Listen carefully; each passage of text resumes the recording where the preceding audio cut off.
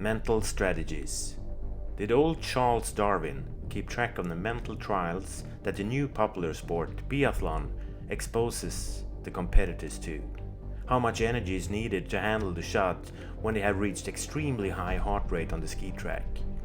What tactical moves should you have in your back pocket, depending on the weather, the competition, the form, and the ability to be the best at crucial moments?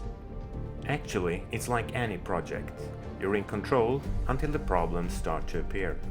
Delays, competition that was tougher than you thought, and then you move on to the problem-solving phase. That prioritizes tactics over strategy and take you to the wrong path in terms of goals. So how do you draw together the mental strategies that last all the way? Tactics is about winning the battle, strategy about winning the war.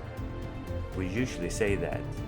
An explanation that is useful from both the temporal perspective and the whole, rather than the parts. Things that recur in the tips and my menu for the terms of successful mental strategies. Here they are. Prioritize one line over several.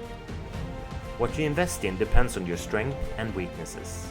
To try to develop and win down.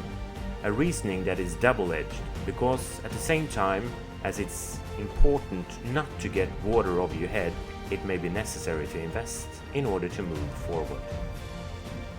Prioritize the whole over the parts. Let the whole lead, not the parts. Put the big in front of the small, the total in front of the details.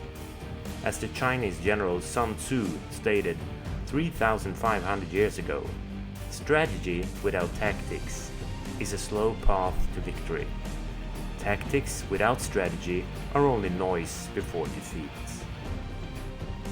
Prioritize long-term over short-term. Borders have a tendency to move. Therefore, it's important not to be tempted to catch on to the trend without having thought through the consequences for the long-term plan. Keeping the goal focused long-term is far too important to succumb to the temptation to satisfy oneself in the short term. Take your development step by step and it will work out. Development of competence. An organism that does not evolve with or faster than time, it dies, stated Darwin, and mentioned something that is becoming more and more obvious. If you don't keep up with developments, you risk elimination. Always have the needs for competence development with you. Always make sure that there is room, both in terms of time and resources, when you sketch your mental strategy.